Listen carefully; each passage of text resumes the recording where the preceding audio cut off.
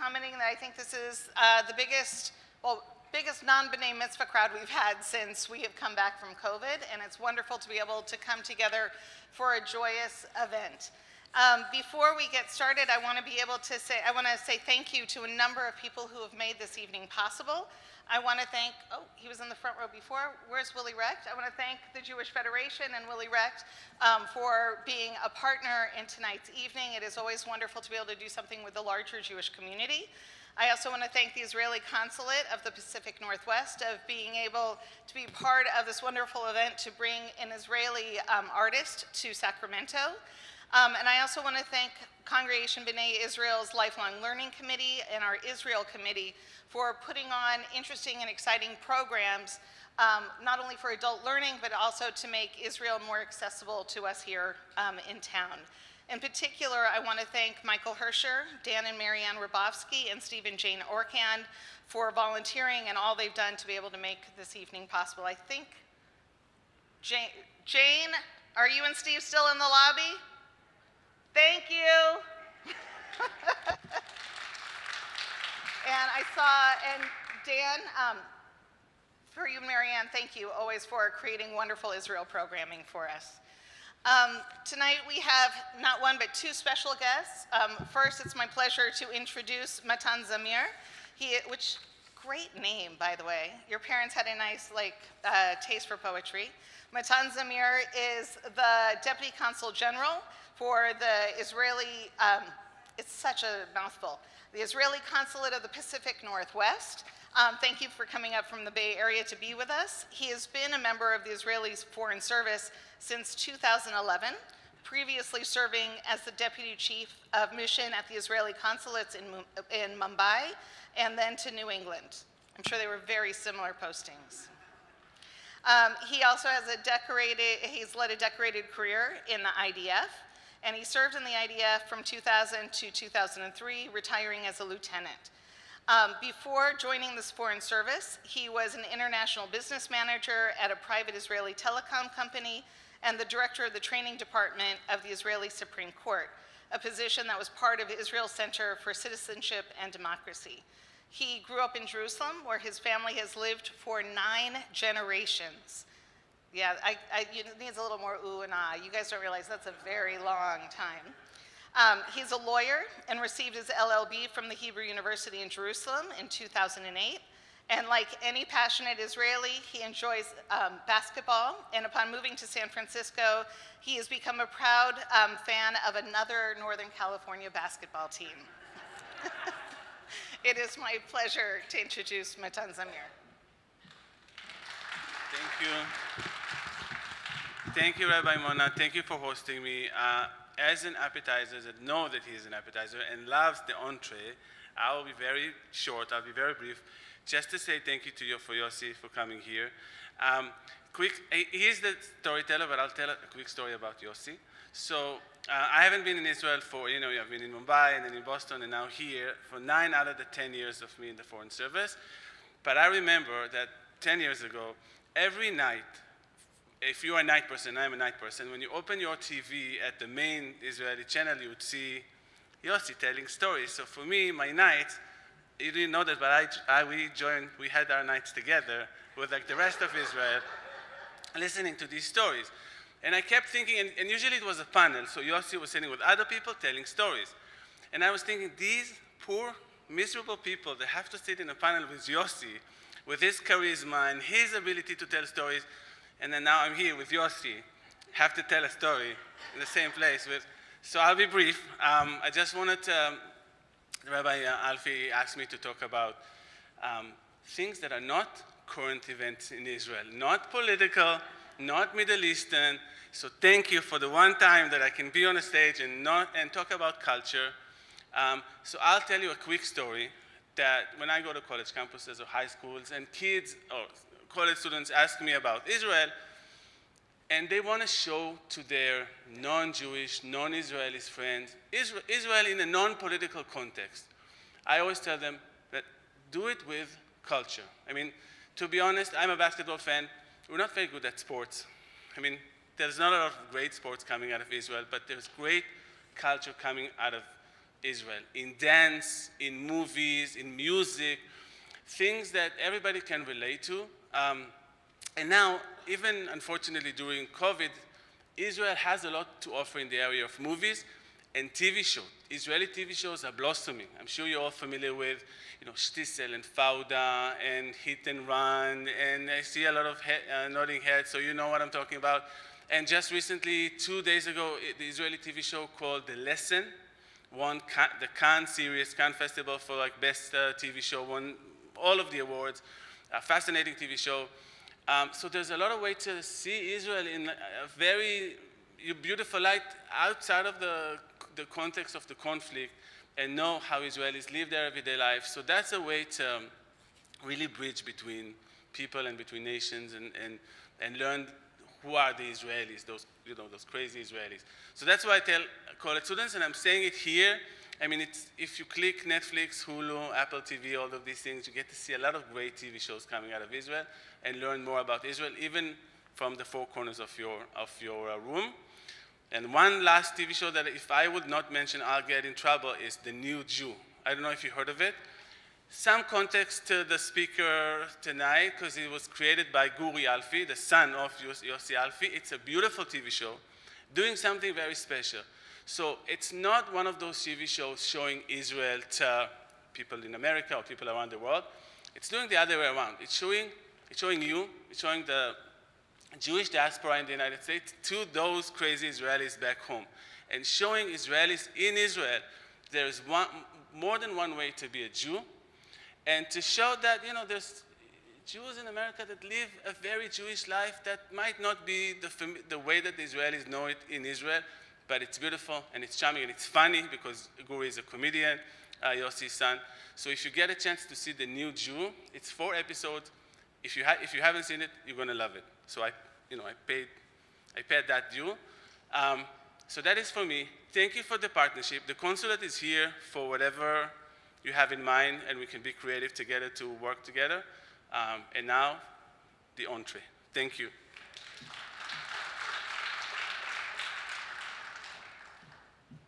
So Matan, I have to say, one of the greatest basketball players that has come out of Israel, Doron Shamshi, he's actually an Alfi. He's another cousin of ours. You would never know it but yeah.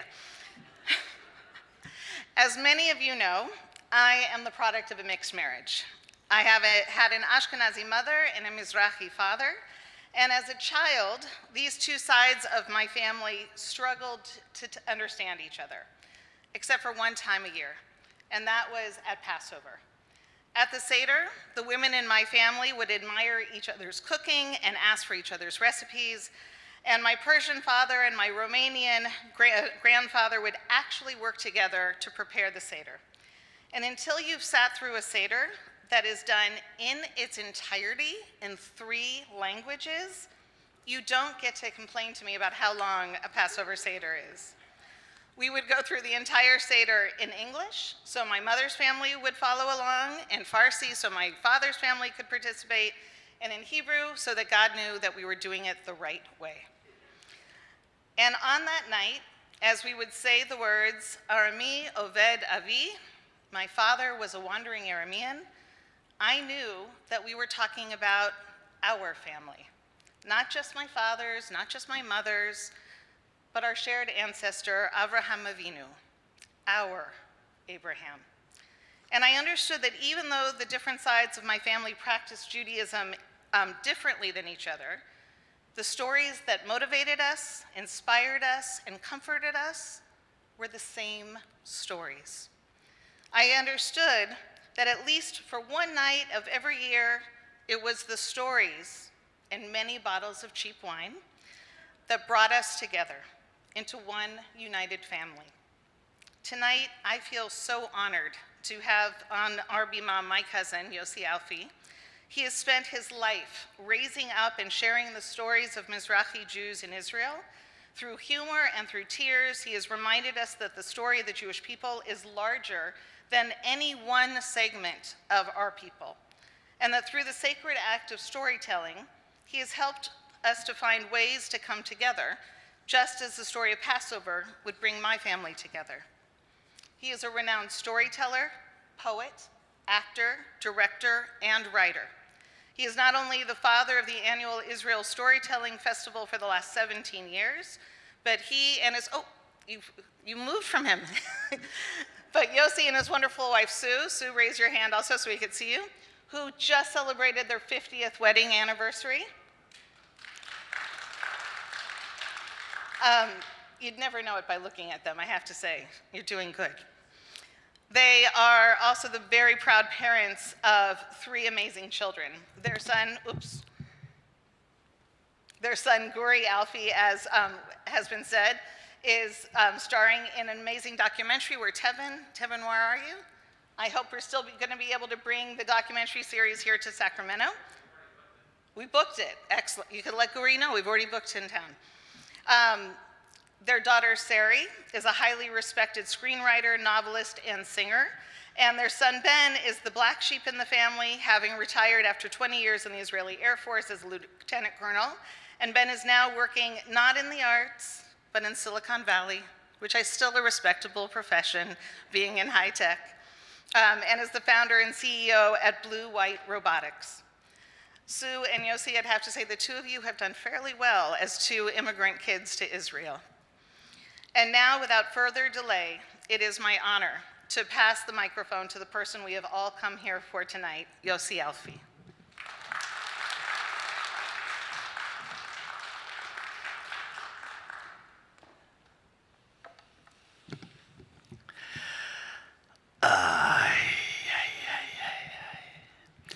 This is a Jewish krechts. This is in Yiddish krechts. And it doesn't matter where you come from. The Jewish sigh comes from within you very deep. It comes, this sigh comes from a very deep history that every one of you and every Jew carries on his own shoulders and within his own lungs. Oy, this is it. Shavua Tov, have a good week. And I must say that I'm very, very honored to be here and very, very, very excited to see your place here, which is really holy and sacred. Judaism is a very clever and very, very ingenious way of thinking, because it started something 3,000 and few other hundreds years ago called the narrative. Today, everybody is talking about what is the narrative. It's very modern to say, what is the narrative? The narrative is the story. And Judaism realized that if you don't have a story, you don't exist. In fact, you never know if you do exist or not. And it doesn't matter what age you're in. You don't really understand who you are and what you are and how do you look and what is within you unless you have a story. Now, if you holify the story, you make it sacred, you make it a part of living. And making a story a part of living 3,000 and many more hundred years ago is really a miraculous thing. No other religion in the world holified this story. But because of that, Jews are still Jews. And in the land of Israel, where there were the Amorim and Girgashim and Chittim and Yevusim, tribes, unbelievable big tribes, very strong tribes that lived there, no one knows who they are. No one knows what is their story. Who were there? The Philistines, Pelishtim, that came from Knossos, from Crete. They ran away from Crete after a few hundred years of having peace, and peace in this case for them was really bad, because after having peace for so many years, they didn't know how to fight. And what are the Greeks of today just, took them over, and they had to flee out of Knossos in Crete, and they ended up at the very far shore, the land of Israel. Now, Plishtim, the Philistines, in those days they were called Plishtim. They were giving a name which was really a name that says that they were taking over. They were coming over to a land that is not theirs. Polshim, Plishtim. They were the most ingenious nation in those days. They were metal workers at the time where the Israelites were. They didn't have a clue about metal. So with all this technology, with all this might that they came with, they didn't leave a story. And until nowadays, we have 5 cities of those Plishtim in Israel, Dagon and Ashdod and Ashkelon, etc. And we don't know who they are. Who were the Plishtim? Who were they? They didn't leave a story. Jews have left the story and lived within the story. And it doesn't matter where they came from. We all believe in a story. And that's why we are Jews.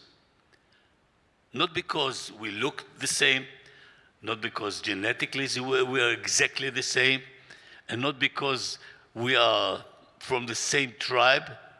It's because we believe in the story. We believe in a story. To believe in a story is to live it. And somehow when we believe in a story, we live this story, we become a part of a congregation that it doesn't matter where it comes from, it's all there. And what is the story? In Arabic, you say, "Kan ya makan o ala Allah al-tiklan." It happened or didn't happen, the answer is in the hands of God. That's what it says. It happened or didn't happen. Did or didn't happen. In English, you say, once upon a time. It doesn't matter when, once upon a time. But it's not serious enough. In Hebrew, you say, hayo haya.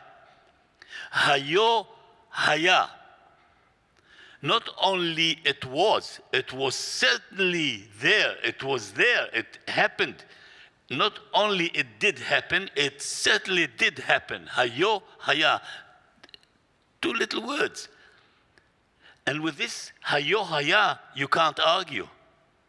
It's not just once upon a time, and it's not in the hands of God. It's in the hands of yourself. Did we have the Mount Sinai, the people can see the words? Ha'am ro'eh et hakolot. The people see the sounds. You can see the sounds when you are in the story. You don't only hear the sound. You can see it. We believe in it. Was there the Noah's Ark? Hayo haya. Of course. We believe in it. Was there Gan Eden? Was there Adam, Chava, the snake, Cain, Abel, all those stories? Yes, it did happen. And it's very strange because usually when you start religion, you started with commands and with orders.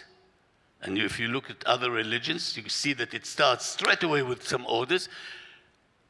In the Jewish way, it doesn't start with orders. It starts with stories.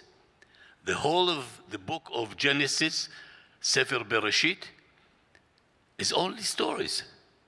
It's a shame I didn't write it, because it's such a good book. It's a fantastic book of stories. It's one of the best book of stories ever written.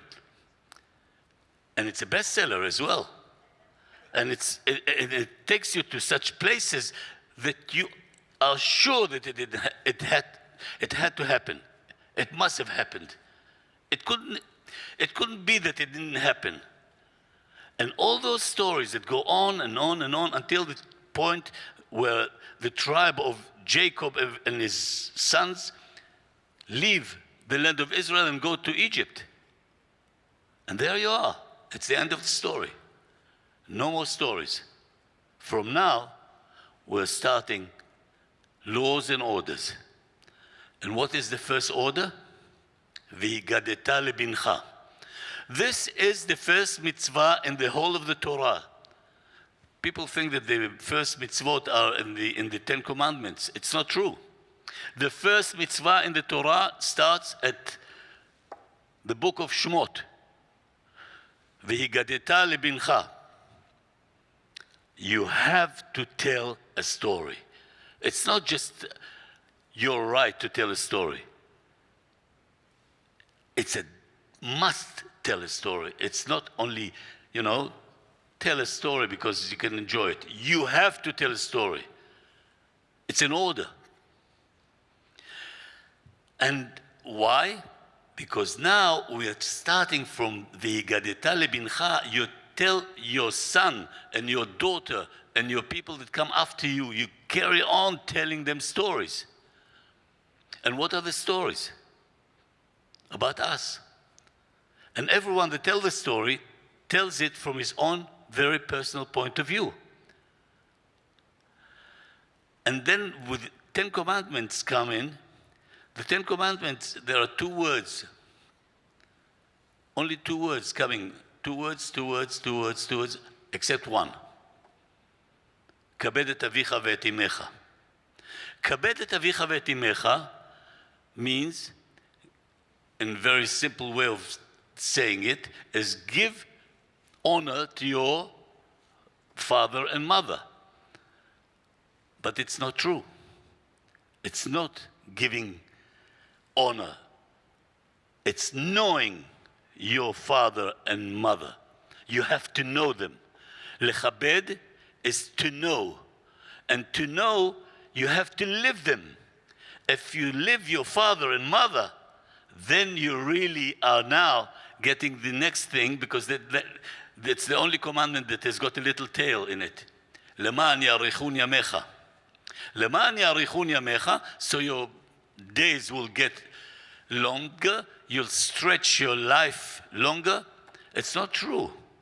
Again, the religious people think that if you do good with your father and mother and you're really a nice boy, a nice Jewish boy, a nice Jewish girl, doing good things to you live longer.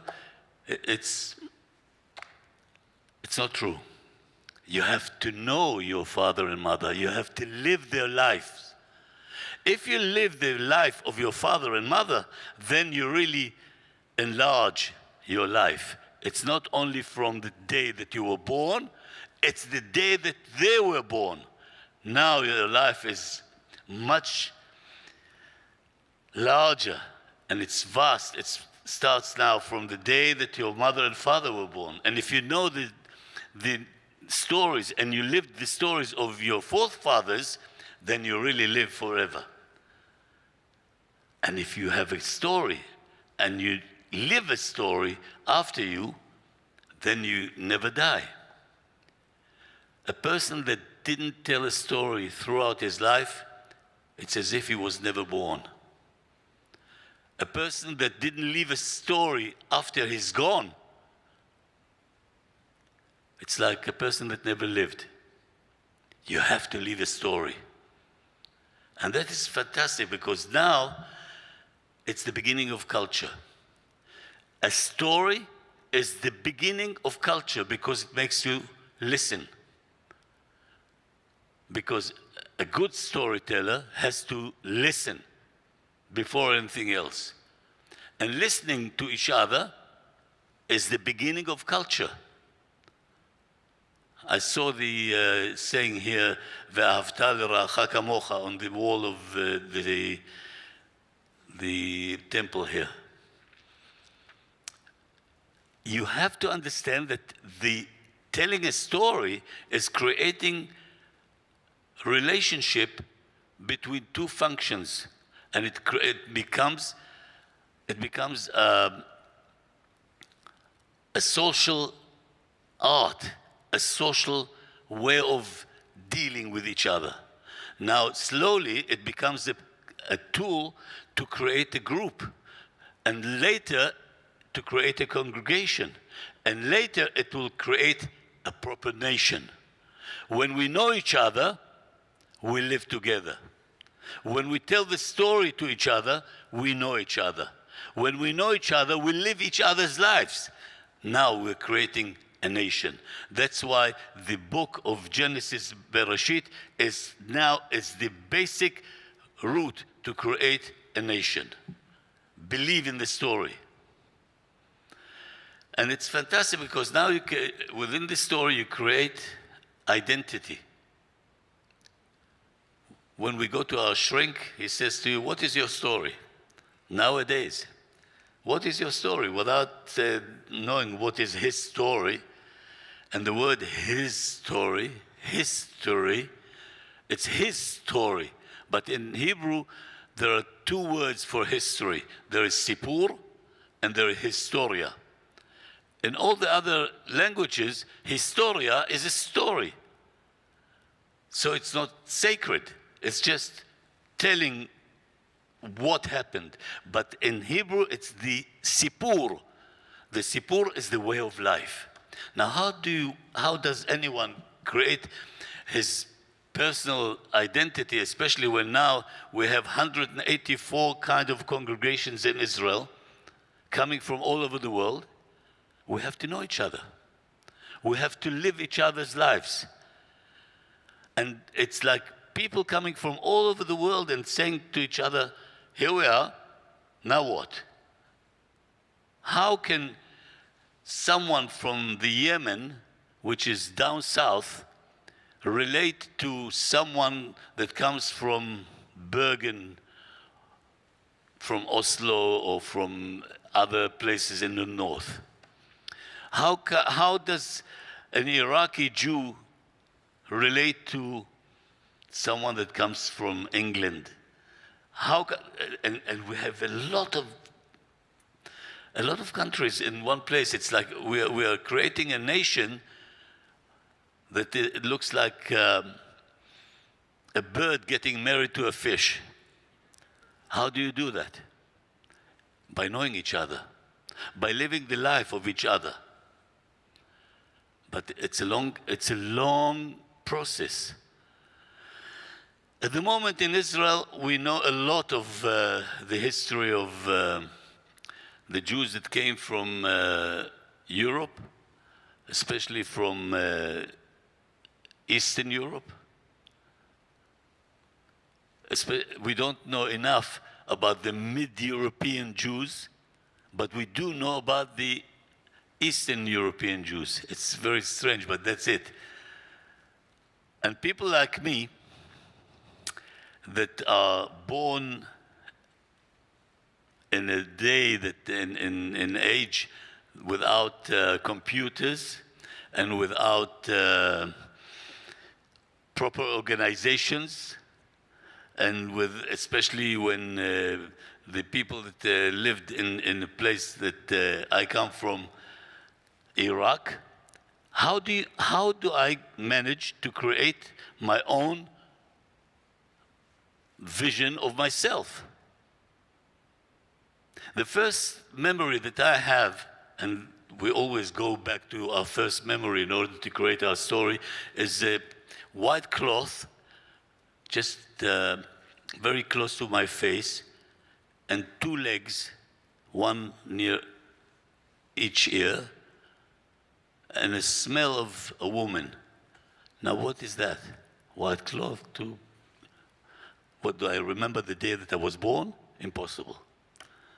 What is it?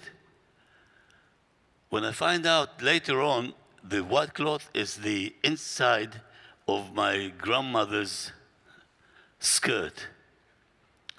And the legs are my grandmother's legs. So what the hell am I doing in my grandmother's skirt? The year is 1949.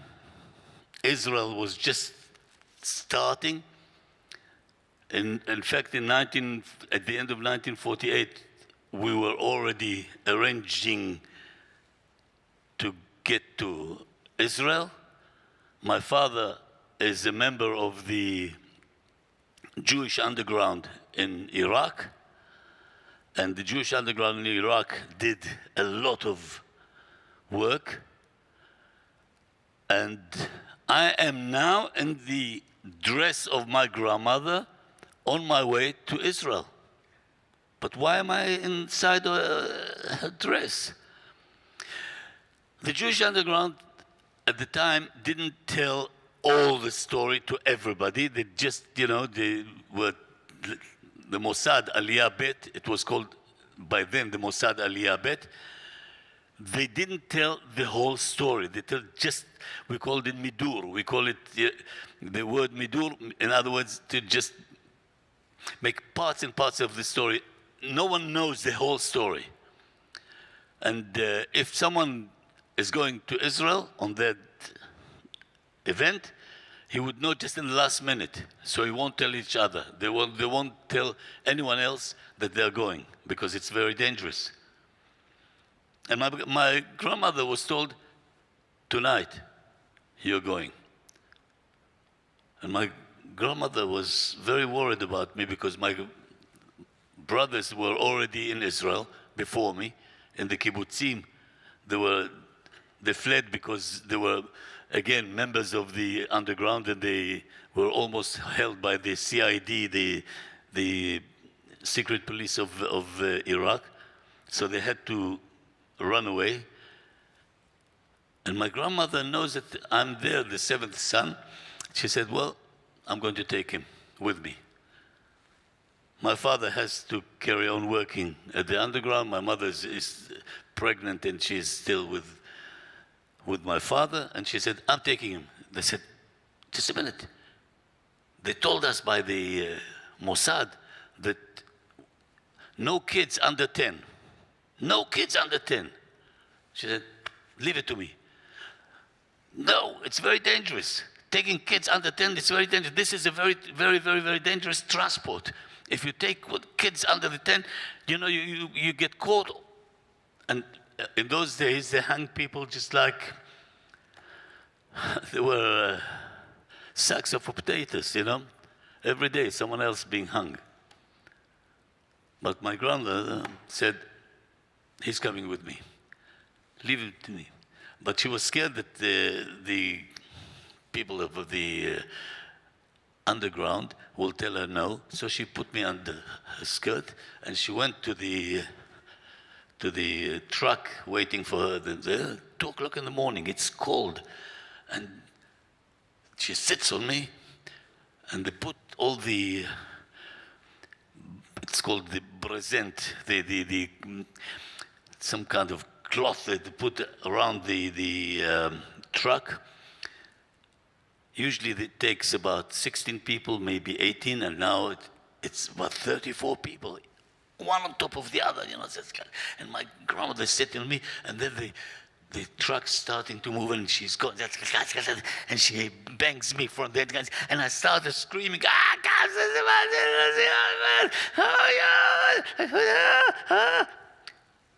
Now, in that darkness, and with all this fear, people looking at each other, say, where is the sound of this baby coming from? I was 3 years old. They look at my grandmother's eyes, and then they go down to her skirt. Now she doesn't have any other option. She pulls me out, and she holds me and says, now she speaks to me the oldest Yiddish in the world that came from Iraq. The first Yiddish in the world started in Baghdad, you should know.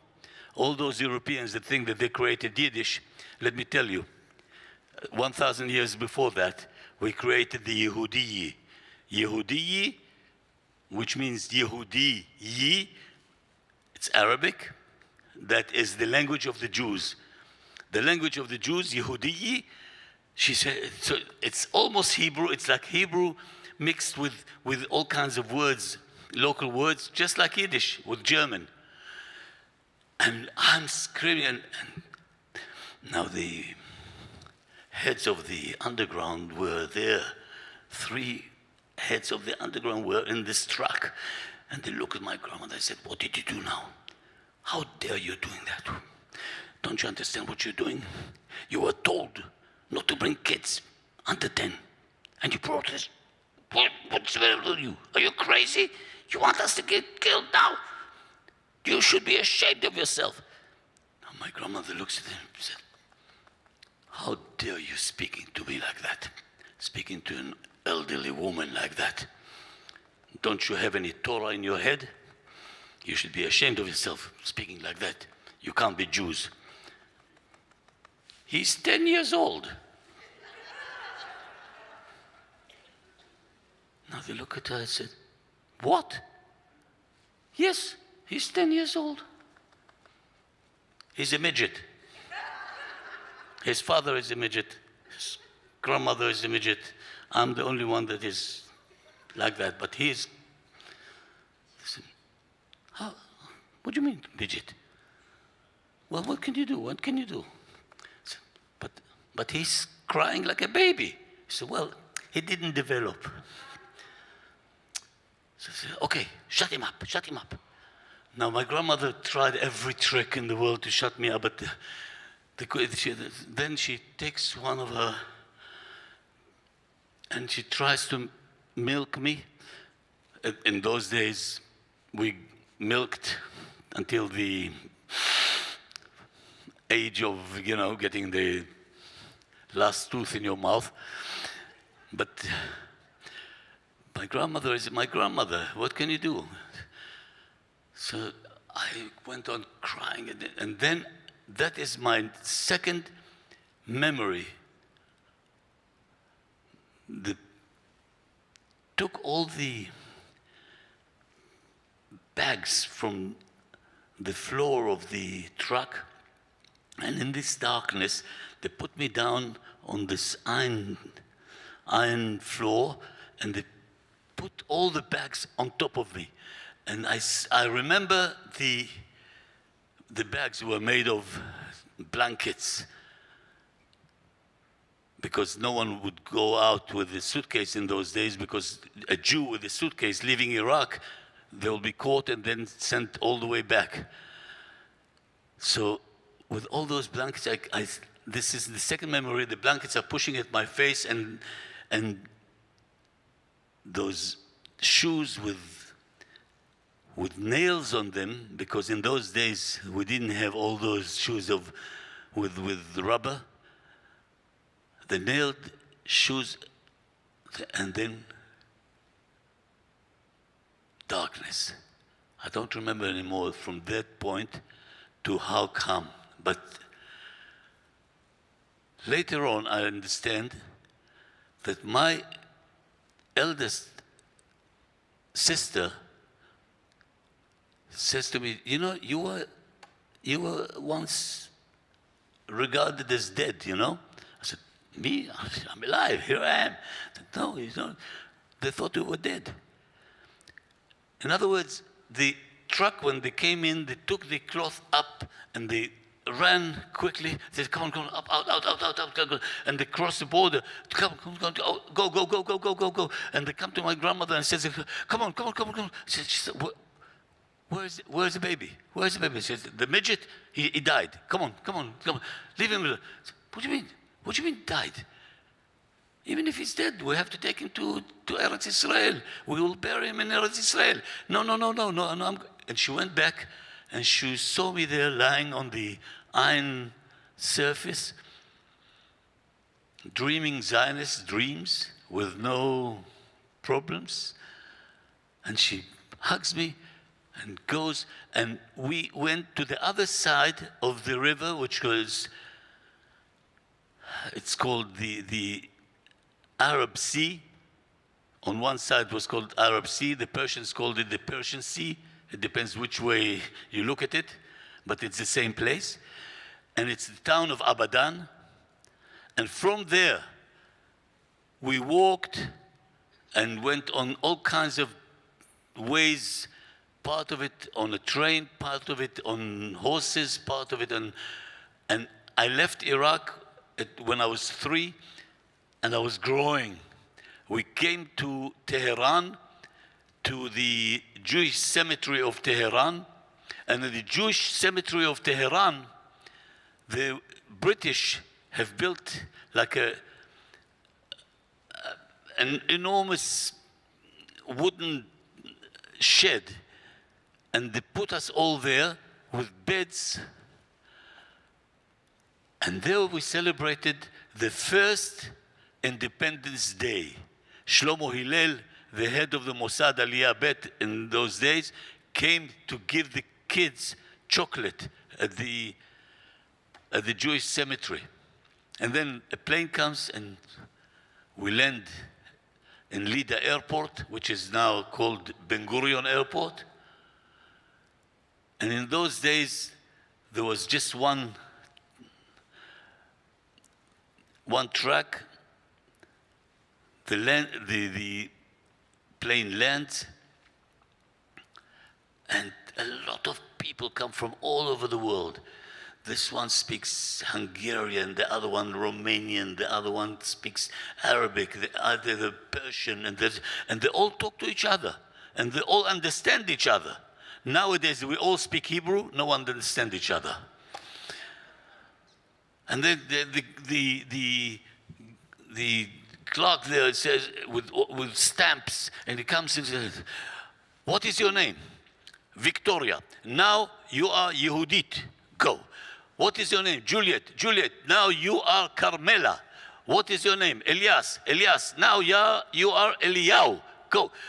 "What is your name?" "Salah." "Salah." "Now you are Moshe. Go." "What is the name of this?" "Yosef." "Yosef." "Yosef." "No, Yosef. Yosef." I stayed Yosef. I'm the only person in my family that didn't change his name. Everybody had different names. And I don't know why. Where did they get this idea of changing the names of people as soon as they arrive?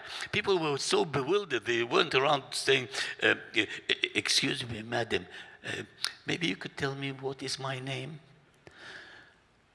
And then the clerk says, "How old is this kid?" My grandmother holds me tight. I'm sleeping in her arms. I'm exhausted from all this year that I've been from Basra, Iraq, all the way here. "How old is it?" She looks at him, and she was told that children under the age of 10, they take them to the kibbutz. And she said, "No, we won't. I won't let him go to kibbutz. He will go to kibbutz. They'll take him. They won't bring him back." I know. And I took the responsibility on this child. He's 10. Now he looks and says, "What? He's 10. No arguments going on. He says, yeah. He writes 10. Everything could have been absolutely perfect, except for the age of 12, I got a letter, and I've been told to be taken to the army. Now, people like me that were born in those conditions can never know what is the exact date of their birth. When people ask me, "How old are you?" I would just, create it or lie, or just... When I couldn't lie anymore, I went to my mother that came after me, like 2.5 years. My mother and my father arrived, and we were living in a transition camp. You have to understand, Israel is the only country in the world that started from refugee camps. They weren't transition camps. They were refugee camps, but we didn't call them refugee camps. We called them ma'abara. Ma'abara in Hebrew comes from the word ma'avar, which means transition. But we never transit anywhere. There was no transition. The ma'abarot were from 1948 until 1964, and people lived in it, in tents. At the beginning, it was a tent that looked like this,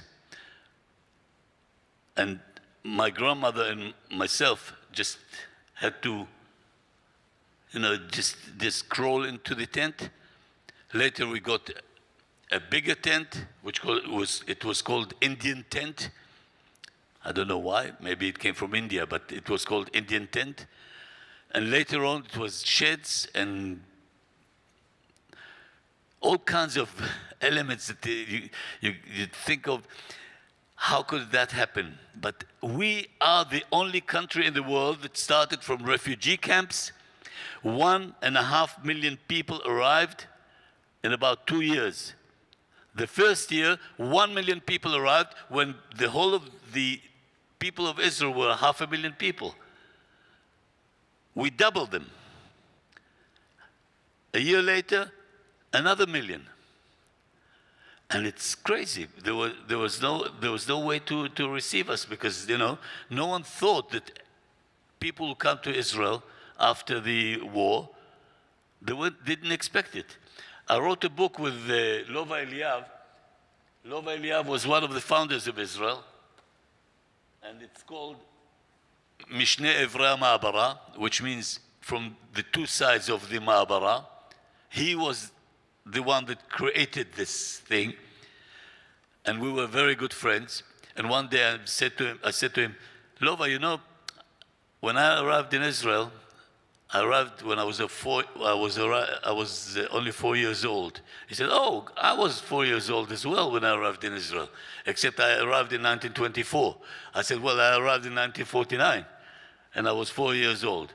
But I lived in a small tent called Ohel Sayarim, which is army tent for two soldiers. He said, oh, I know this tent. I said, Pardes Chana. Pardes Chana is a small town not far from Tel Aviv. And I said, how do you know? He said, well, I was in charge. I started the Ma'abarot. I said, you did that? Listen, you have to tell me the story. What happened there? Why did you do that? And he started telling the story, and I told him the story of the inside of the tent, and he told me the stories of outside of the tent. And we sat for a while, and I said to him, listen, we're going to do a book about it. We're going to write a book together. And his wife said, Tanya said, writing a book is just like having a dream. You can't dream together. Everyone has got his own dream. I said, you're wrong. In art, you can create dreams together. Lova, from tomorrow, we're starting to work. I came to him and I said, look, here is the draft. Here's the lineup of the story. Let's work it out. We sat for 2 years. 2 years later, it came out. But again, people like me still don't understand how old I am. When was I born? So, my mother, I came to her and said, Mother, when was I born? Now, once they could tell about your date of birth, if it was something really critical happened, like an earthquake, like a storm, like when they started a new regime, when something really went wrong. If there was no terrible thing that came exactly on your birthday, you got lost between the wedding of Auntie Simcha and the wake of Uncle Shua. You never know. So I said, Mother, when was I born? She said, well, you were born exactly. You were 30 years, no. You were 30 days. 30 days, exactly 30 days at the wedding of Auntie Simha. I said, okay, Auntie Simha, when did she get married? Oh, Auntie Simha got married about a year before the Farhud. The Farhud was in 1941. Farhud was the first pogrom in Iraq. Jews lived in Iraq from the Babylonian time before it was called Iraq. Iraq was called by the British in 1921. It became Iraq. Before that, it was called Babylonia.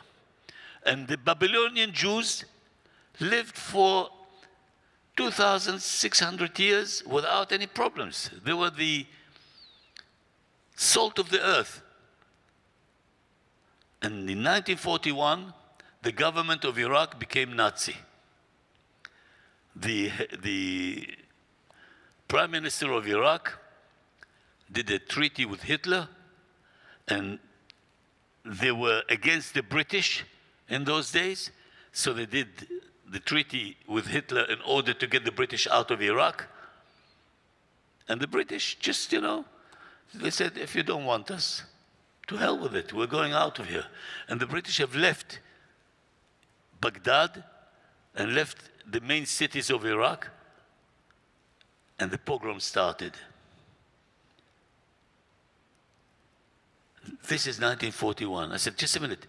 And if she was married and her wedding was just the year before that, that means that I'm already 12. So what am I doing on first grade? Something is wrong here.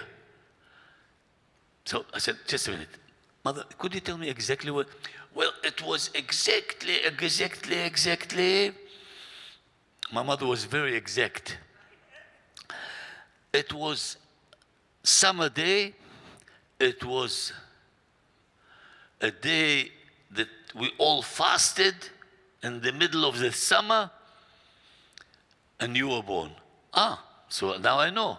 I was born in Tisha B'Av. Tisha B'Av. That is a day in the middle of summer. So now, at last, I know something about myself. So, just a minute. When was exactly the year of this Tisha B'Av? She said, well, it was, the war was over. And the war, now, no more war.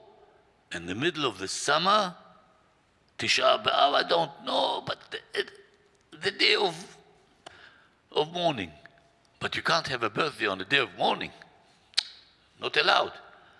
Now I know. The end of the war was 1945.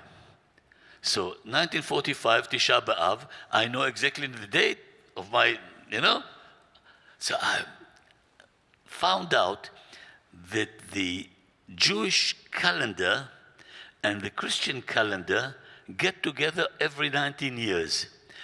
I waited from 1945 until 1964, waiting for the date of birth, that at last I'll know something about myself. And there I am, the 5th of August, 1964. This is my birthday. Now I understand that my birthday it says that I'm a lion. I'm a Leo. Now I'm starting to behave like a Leo. I get, I'm a Leo. Then I fall in love as a Leo. I get married as a Leo. I make children as a Leo. I'm a Leo. That's it. One day my mother sits with my wife and she talks to her, and my mother speaks only Yehudi, which is Yiddish.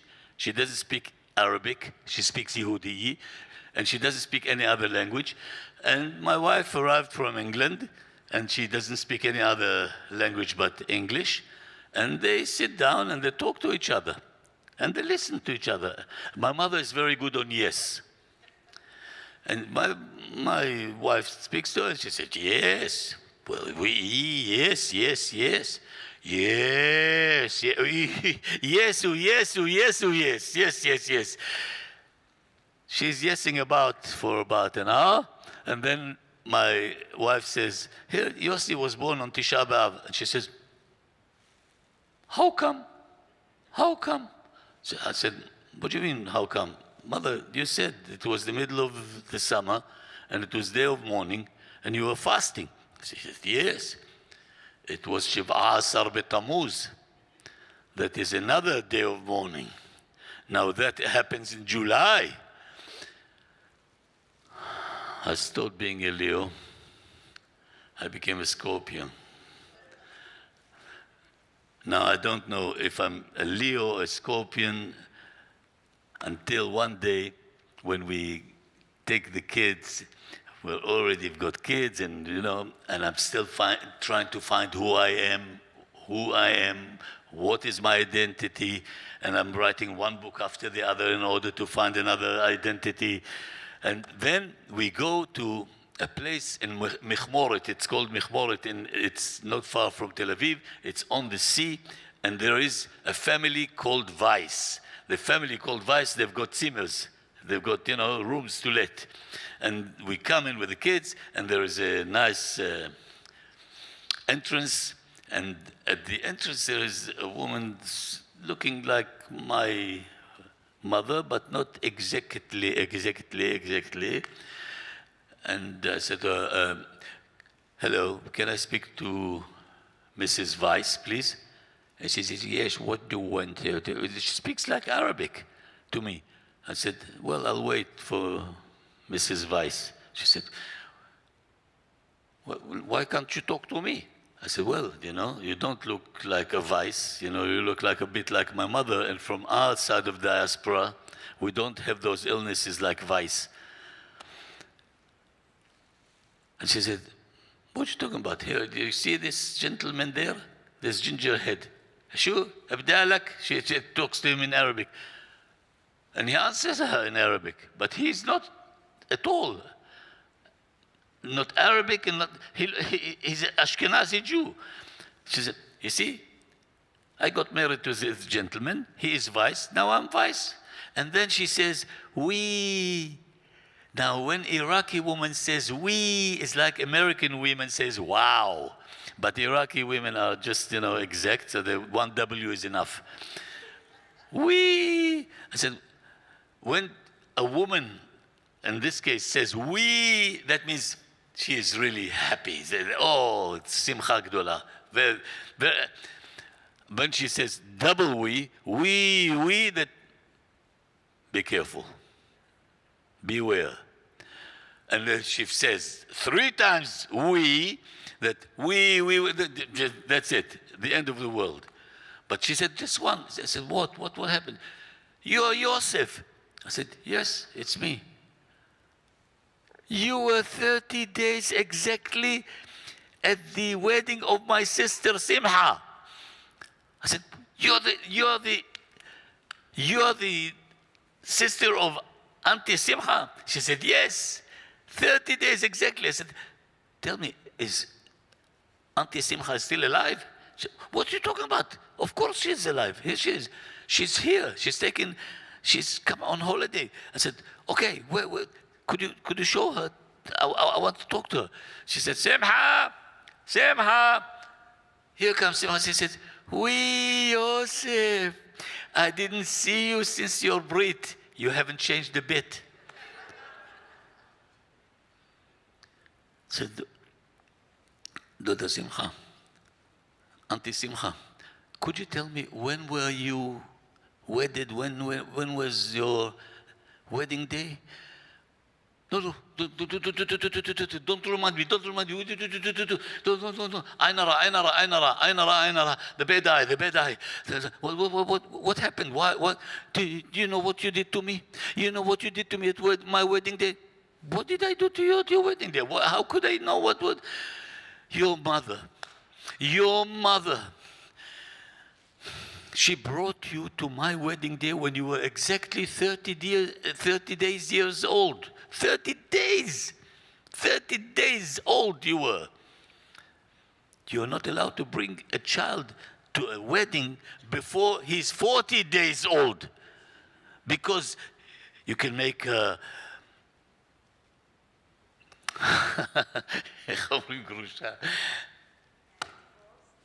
you can make a divorce. You can give her the bad eye. I said, just a minute. Are you okay now? You're not divorced. And you've got children. Everything is okay. So that's it. The bad eye is gone. She said, you never know. You never know. You never know. You never know. You never know. Bad eyes. I said, please tell me, when were you exactly? When did you get married? And she takes her ring off and she looks inside her ring and she says, 5th of September, 1946. I said, what? 5th of September, minus 30 days, that's it. I'm okay. I'm back to being a Leo. Now I know again, I'm a Leo, hey. But I'm not as old as I thought I was. I wasn't born in 1945. I'm much younger than that. I was born in 1946. I gained a year. I opened the table and come on, I invited all the teamers around. Come on, guys, on me, beers, drink, hey, hug, and everybody's singing to me, happy birthday, new birthday, hey, hey. And there comes Simcha, she said, Yosef, what? What?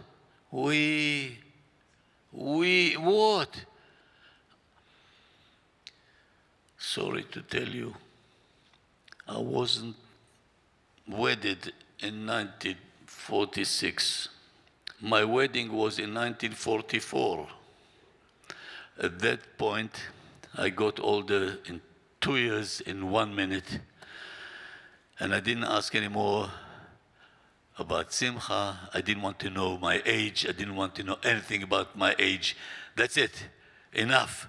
Enough is enough is enough is enough. I went to the Ministry of Interior. I went to the Home Office. I said, that's it. I'm making myself now a new passport. That's it. I got the form. I wrote the date of birth, the 5th of August, 1945. No, says the newcomer from Russia to me. She said, no. I said, what no? She said, no. I said, what no? She said, you don't have a birthday. Your birthday is 0000045. I wanted to tell her, Madam, 45 is not exactly, but I shut up and I got an Israeli passport, which I hold until nowadays with a 0000. And when I came here now, just 3 days ago, the gentleman looks at my passport and says, what is your problem, man? I said, I don't have any problems. I said, well, your passport says that you have. What is your problem? I said, oh, I'm sorry. I'm a refugee. Oh, how long are you a refugee for? I said, for the last 74 years. He looks at me and says, really? I said, hmm. Now when he opens his eyes, a very good-looking black man, and looks at me, and his eyes are exactly the same eyes as my grandson. Blue, very light blue, which is the color of mixed children from all kinds of places. And I said to him, God, your eyes. He said, what about them? Now, you come to the United States of America, you have to behave yourself, otherwise you'll be thrown out in 1 second. But there I am, I'm glued to his eyes. I said to him, you've got my grandson's eyes. What are you mixed with? He says to me, I was born in a laboratory. I said, God, you look exactly, if I wouldn't have seen the whole of your body, I would have thought that's my grandson. He said, and what is your grandson's name? I said, Tom. He said, Tom? Like Thomas? I said, yes. And he puts his jacket like that and says, that's my name, man. That's my name. Now that is a real story. That's not, I didn't create it beforehand, and I never wrote it. I'm telling it live now because it happened to me 3 days ago. Now, how could it happen? Working on my identity, I have now 3 children and 10 grandchildren. One looks like Grisha from Russia with blonde hair, straight, blue eyes. The other one has got black hair and blue eyes. The other one looks like a Viennese porcelain, and another one looks darker. And each one of them looks in a different way. And I ask myself, what is my identity still? And when I look at things these days, I understand that we come from the day that King Yehoiachin, which was the last king at the first temple, that just left the land of Israel with all the congregation of the elite of the Jews in Jerusalem in those days, and he left to Babylon without the Kohanim. Without the Kohanim. And he started a new Israel there. And at that time there were 2 kings of Israel. One in Jerusalem, Tzidkiyahu. He was a priest, he was a Kohen, which wasn't allowed. It's not allowed. The priests weren't allowed to hold kingdom and to have power. But they broke the law. And they erected a new kingdom in Jerusalem. After a while, he was murdered, Tzidkiyahu. But Yehoiachin carried on in Babylon and started a new congregation of Jews that carried on. This congregation never moved from Babylon for the last 2,600 years, 2,650 years. They weren't wandering Jews. They were Jews that lived in one place only. It was called Gola. Yes, diaspora, but it wasn't really the diaspora. It was the center of Judaism in those days. In fact, if there was no Gola in those days, maybe the whole of the Jewish story wouldn't have existed by now. So sometimes we think that the Gola really holds us together. After all, we need the Gola. And the funny thing is that nowadays, when Israel is now a state, and it's like the third temple, at the time, the Jews of Israel were called Am Haaretz. Am Haaretz, the people that lived in Haaretz, in the state. The people of the state. Later on, it became like bad wording, like they were called Am Haaretz, which means, well, they're ignorant, they're arrogant, they're this and that. And the relationship between Babylonia and Jerusalem, the second temple, was really quite conflicted. They were even trying to do the Talmud.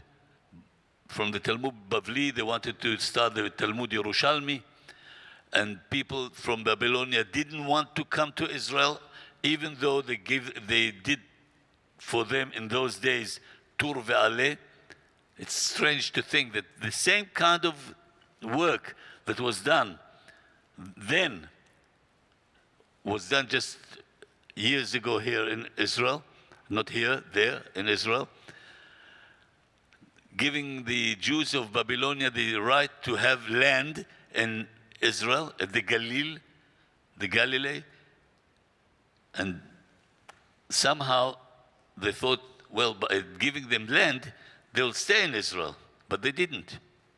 The Jews of Babylon didn't take part in the Second Temple at all. They sent teachers, they sent Hillel and others, but they never settled in Israel. When the state of Israel in 1948 started, and Zionism was very, very high in Iraq, the Babylonian Jewry have left Iraq. In 2 years, all the Jewish congregation disappeared.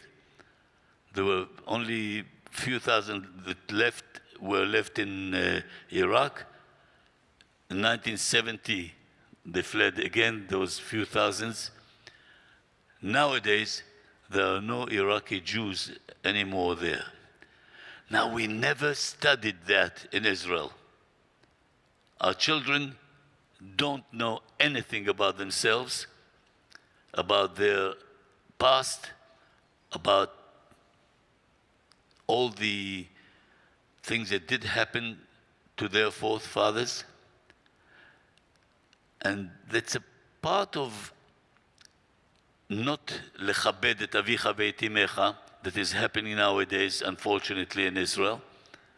That people think that the youngsters are right. It's true, they are right, because the future is theirs. But the future without the past doesn't hold much.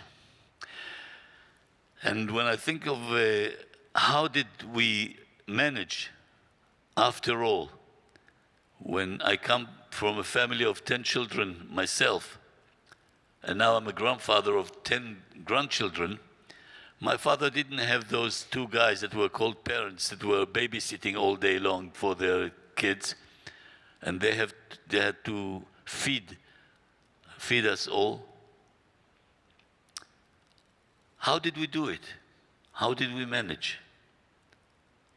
There's a story about this guy that was very poor, that had nothing. And one day, from despair, he decided that he's going to do an act that he didn't allow himself to do before. He said, I'm going to climb on the wall of the palace of the king, and I'm going to go down to the king's palace and let the king do anything he wants with me. I don't care anymore. That's it, I give up. And there he is, deciding, and he comes to the center of the city, and the king's palace is with an enormous wall around it, and he just now puts his fingernails at the wall and starts climbing up and goes up, and he's hungry and he's tired and he's demolished, he's finished. He goes on, and then he gets to the top, and it's all full of pieces of metal and nails, and he pushes himself and he falls onto the grass of the king's court, and he looks around and he doesn't believe his eyes. It's so beautiful. Birds are singing, trees, grass, everything is gold. Now, from the cultural shock that he has, he gets really nervous and he sweats, and his body is all itching, and he puts his back to one of the trunks of the trees, and he just and he scratches his back. Oh, yeah. Now he goes back to the Jewish krechts. Oy, oy, oy, oy, oy. And he closes his eyes and he comes down. Now that it's come down, the king comes to the terrace, and the terrace is all open, and the king comes in with a lot of people around him, ministers, helpers. The king looks at the garden and says, "Hey, there's someone there scratching his back on my tree. Bring him over." They bring him. Bow. He's bowing. "On your knees, man. On your knees." And the king says, "What are you doing here?" He said, "Your Majesty, I'm terribly sorry. And he tells his story to the king from the day he knows himself until that moment of despair when he decided to do something that he shouldn't have done maybe. And he says to the king, and he tells him all the way how he climbed the wall and how he came in. And he says, "Look, Your Majesty, the fact that I just now scratched my back, it's because I had an itch and I couldn't get there, so I had to lean on your trunk. Sorry, sir. Sorry, sir. Sorry, sir. Just please give me my life back. Now that I see all this beauty, all this fantastic place that you have, it's good to live. Please give me my life back. Please." The king now is moved, and he thinks, and he looks and says, "Where is the minister of his exchequer? Come here. Give him 2,000 dinars. Oh, the guy opens his eyes and says, 2,000 dinars. It's an amount of money that he never thought it had ever come across. And then they bring him and they clean him. They bring him a whole box of golden dinars, and they bring him out of the king's court now from the main entrance. And he goes back to the place they comes from and says, "Look, you won't believe it. Until yesterday I was poor, I was finished, I was homeless, I didn't have anything. But now I'm rich, I've got 2,000 dinars. And he tells everybody the story, exactly what he told the king, word by word.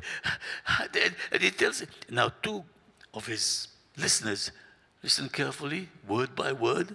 The day after, they're wearing, Shabbat clothes, and they come to the wall.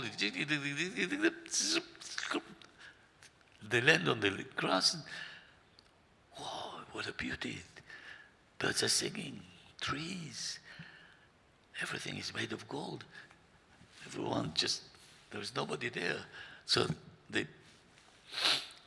stand there, put their backs at two trees, and they scratch. And they scratch. And they, nothing. And they carry on, they close their eyes, and then the terrace opens, and the king comes to the terrace and looks and says, "What's going on now? There are two people now. What is it, a pandemic? Bring them over. What are you doing here?" "Your Majesty, we are very, very poor. And they tell the story of their friend that word by word, exactly like he talked, but not missing one word." They said, "Your Majesty, now that we saw all this beauty, we realize that it's good to live. Please give us our life back. Please, Your Majesty, please. Please, Your Majesty." The king listens and thinks, and he says, "Where is the hangman? Where is the hangman? Come here. Hang them. Each one on each tree that they're scratch their backs on. Go on, hang them, hang them, hang. No, no, no, no, no, just, Your Majesty, Your Majesty. You're wrong, you're wrong, you're wrong. You've got a mistake. You're mistaken, you're mistaken. Yeah, but our friend yesterday told the same story, and you gave him 2,000 dinars. Your Majesty, Your Majesty, you've got a mistake, you've got a mistake. You're wrong. I have no mistake. I'm not mistaken at all. Your friend that came yesterday, he was poor. He was on his own. You too. You could have scratched his other backs. And why didn't you do that? We did. In those days where we lived in transition camps, when Israel was a whole 221 settlements of tents all over Israel, from the south to the north, from east to west. Israel was covered with the refugee camps. But we knew to scratch each other's backs. We knew that we have hope. We had nothing, but we had a lot of hope. Nowadays, we're looking at things. Israel is a very prominent country.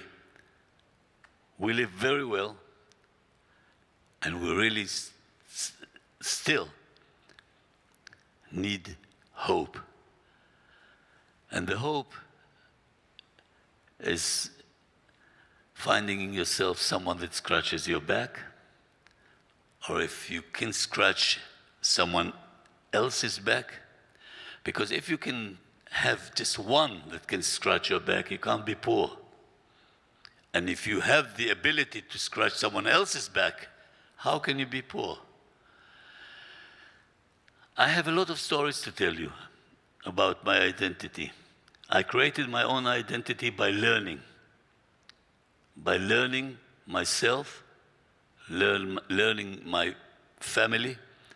My father, that died 10 years after he arrived. I said 10 years old, which is 10 years old as an Israeli. When he came to Israel, he was sure that he is an Israeli because he already spoke Hebrew, because he was there and he learned Hebrew in the underground, and they all came knowing that they are all already Israelis, and they were called Iraqis without understanding who they are. I learned my mother's, I learned my forefathers, I learned about the place that I came from. And by then, I gained myself. These books here are part of the books that I wrote. I'm going to donate them to your library and hope that you'll learn some Hebrew in order to read it. And I really do want to thank you all for coming and listening, because when I've been listened to, I received love, because listening is the beginning of love. And if I've been loved by so many people here, I can't be poor, and I certainly can't complain. And I thank you for that. Thank you very much.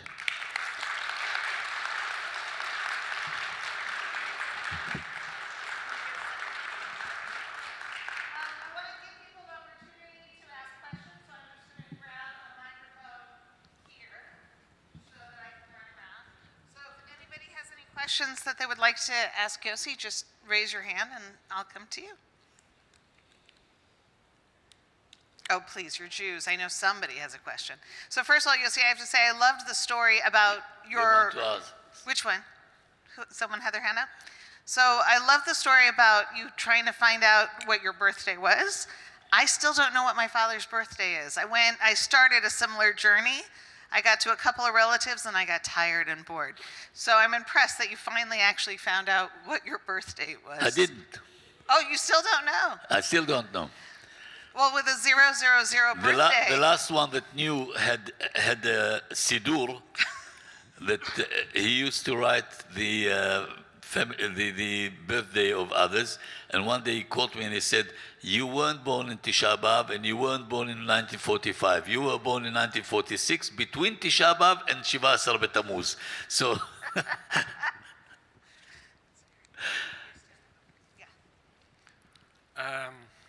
With my broken English, I would say thank you. It was Me'alef for me. I will use your family name. Me'alef is wonderful, unbelievable, great. So thank you very much. I think I have an answer about the scratching the back. So I came from Israel 3 days ago, and I did see my nephew who is serving in if you saw Fauda, the Fauda unit. You're not allowed to go in the base. I was outside, but I did see the guys who are scratching the back, and that's where it's come from, in Israel. It doesn't exist here. So thank you very much. It still exists over there.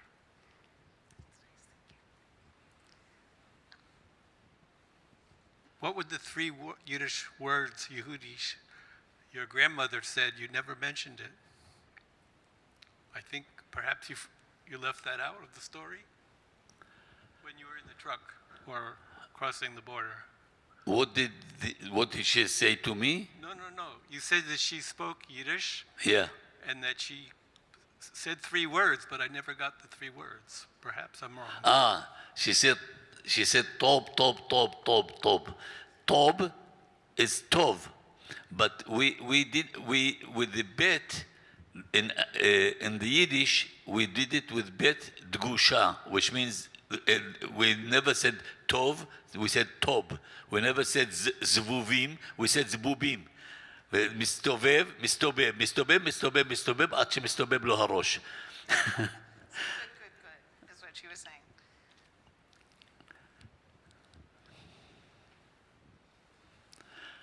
I'm not sure I missed this, but how did you become a public storyteller?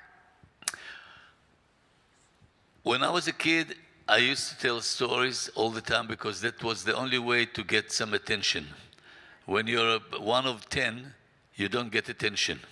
You really have to work on it. So I used to tell all kinds of stories, and my father would always say to me, "Listen, can't you just go and come back without a story and without a drama, without something open, something closed, something bent, something. Stop it." And every time I would start a story, they said, "Shut up!" Nowadays, they pay me for that. And the funny thing is that the truth is that I'm regarded to be the head of the community theater in Israel. I was the one that started it in Israel, and it became an enormous thing. And today there are professors of community theater and doctors of community theater, and most of them are my students, my ex-students. And one day, as a director of the theater, I came to one of the communities in Sderot, which is like at the beginning of the Negev. And with the theater, you want to show off and you want to do all kinds of tricks on stage. And the woman said to me, "Mr. Alfi, I came to tell a story. Let me just tell the story and go. For God's sake, I don't want to I don't want all this, I said, "Okay, tell the story." She sat on the stage and told us the story. We all listened, laughed, cried, moved. And then I said, "Look." And I went back to my students at the television university, and I said, "We are wrong. We don't need all these effects. We need the real thing. We need the story. And then slowly it became something that I worked on, and slowly it became something vast today. We have a lot of storytelling clubs in Israel, in every town, and people tell each other stories, not only to tell about themselves. It became an art. It became a form of art for the theater. People now go to the storytelling evenings just as much as they go to the theater. We have a very big festival in Israel that goes in Sukkot. Sukkot, in the second temple, there was something that they called Hakhel. Hakhel, which means bring audiences together. And it was in order to make the tribes listen to each other and know each other and get together. And now this festival became the Hakhel of Israel in a way, and we work throughout the year in storytelling. It's a television program that goes on now for the last 30 years, a radio program that goes on for the last 35 years, 36 years, and it goes on and on. It doesn't stop. Since you were one of the pioneers on this in Israel, did you study in England? Is that where you honed your craft? I studied in London, at the London Academy of Music and Dramatic Arts. One of the students that was with me was John Lithgow. John Lithgow and I were partners. He is 2 meters 10, and I'm 160 minus. And we were very funny together, and we did a lot of shows together. But then he went to America, I went to Israel, and since then, that's it. John Lithgow is a world star, which is great to hear.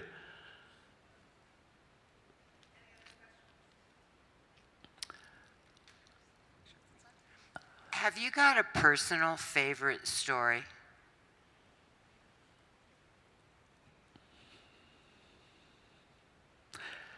They're all my sons. And as for scratching each other's backs in Israel, it is true. We still, a lot of good people in Israel still do a lot of good work. We have a lot of problems. But let me tell you, I prefer the Palestinians than all the איך אומרים, הסופות הענקיות האלה כאן. I prefer the Palestinians than the tornadoes and all those others, you know. It's less dangerous, even though it is dangerous. And as you know, 2 days ago, it was 2 days ago, I've lost track of time now. 2 days ago, we had a problem there. But, you know, you have Michiganders here that did something terrible a week ago. And really, there are a lot of very, very good people and very good things happening in Israel. It's something that should be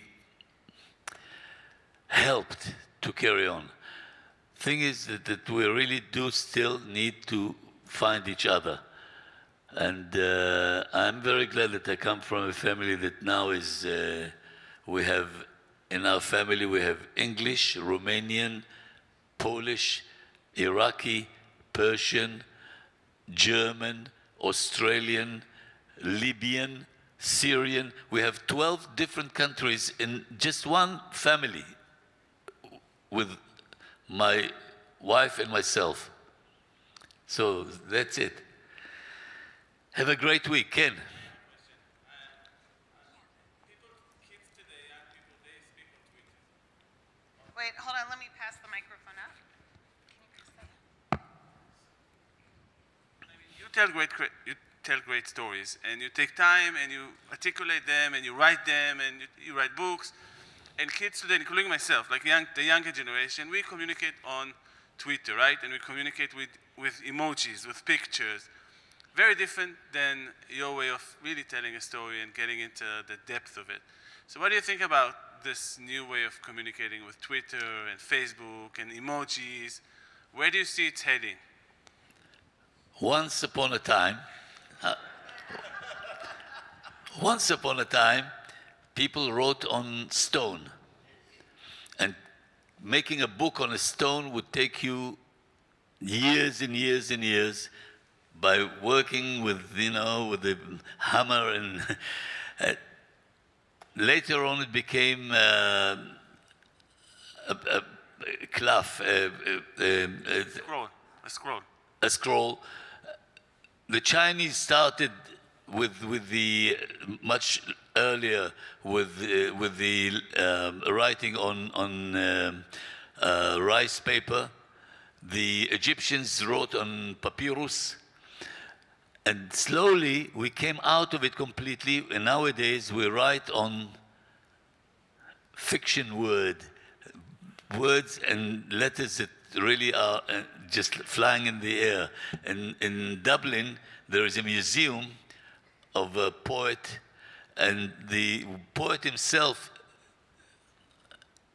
his voice, only his voice goes on, and you see the letters flying in the air. But looking at each other in the eye, feeling each other bodily, is something that it's a human need. It's a human need. It's a response. And I do work with a lot of children. I did about 1,500 shows for kids throughout Israel in the last 15 years. And the children are still needing, there is a great need for the personal touch. The emoji is good, and the internet is fantastic, and the fact that we're working now all in really something,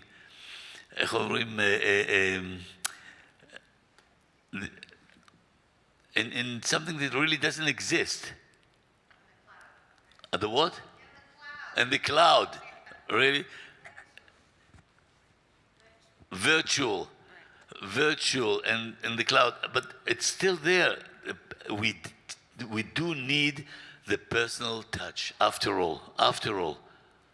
So Yossi, we have two more questions. One, not virtual, in person, but we also got a question from the virtual world, because this is also being live streamed right now. And the question was from the live stream: do any Palestinians participate in any of these storytelling ventures? Of course.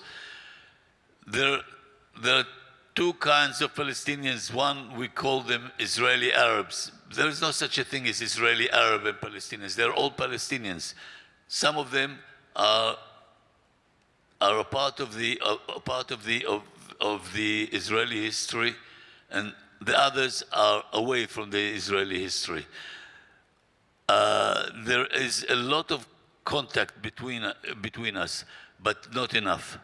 We have to still work on it. Do you feel that storytelling or venues where people tell each other stories might be one of the avenues to help create peace from the ground up between Jews and Palestinians? I'm sure of that, and because there is nothing like telling stories to each other. I'll tell you, one day I had a show for Palestinian kids that came to this show, and I went on telling the story, and then one of the kids said, "So what are you? Are you Muslim, Christian, Jewish?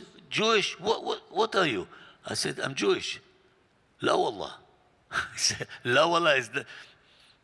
No, not really, like, no, I can't believe it. I said, "Why can't you believe it?" He said, "But you're too good." I said, "There are so many Jews that are too good like me, I said, "Well, now I understand." This touch, if I'll ask you, who are the teachers that you remember? the good teachers that we do remember, it doesn't matter how old we are. If I'll say now, 1, 2, 3, and at the 4, you will say to me the name, just the name of the teacher, okay? Remember, 1, 2, 3. I don't hear you. What is the name of your teacher? And your teacher? And your teacher? What is the name of your teacher that you remember? You know, you don't remember any teacher that taught you anything. You just remember teachers that told you stories.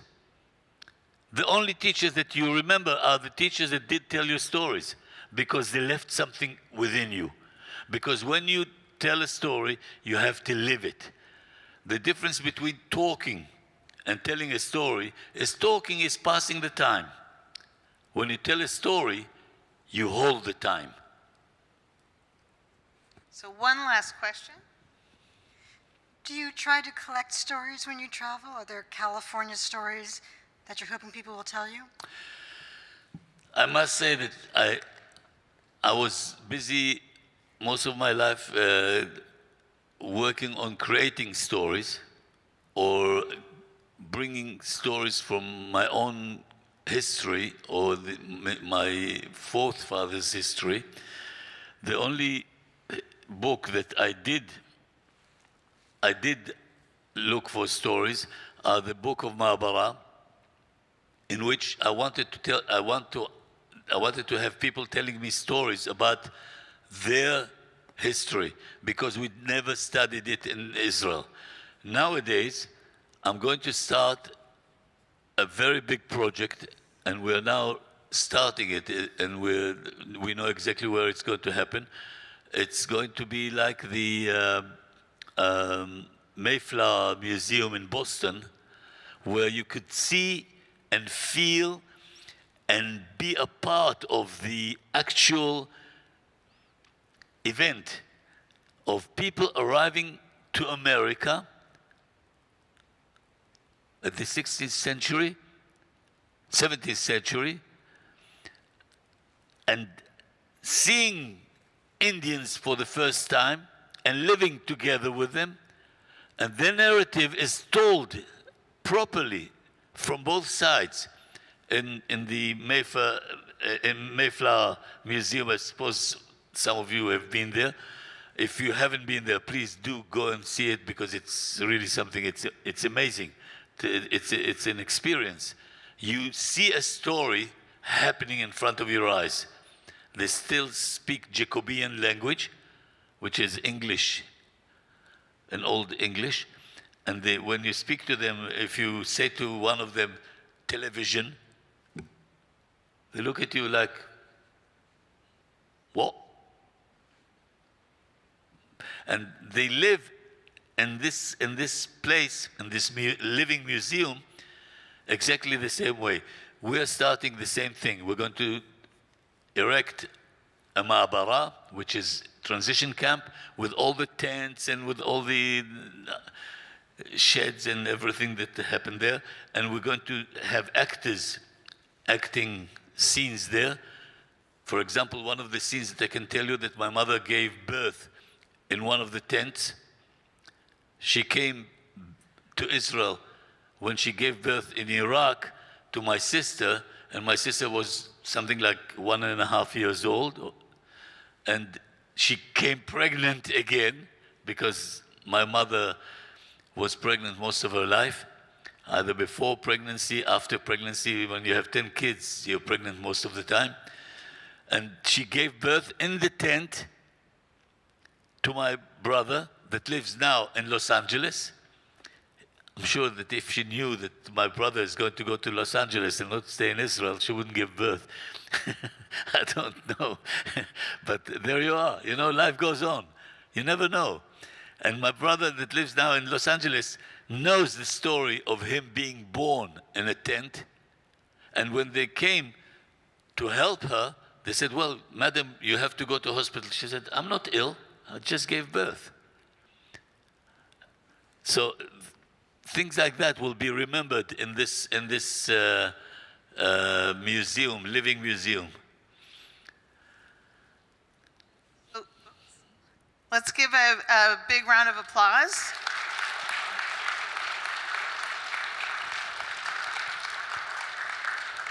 We have a wonderful reception awaiting for us, so for those of you who are too shy to ask a question in front of people, I am sure Yossi will love to meet and greet you as we go through those doors into the courtyard. I want to thank Matan, I want to thank Mona. Thank you very much, really. Thank you for having me. Thank you.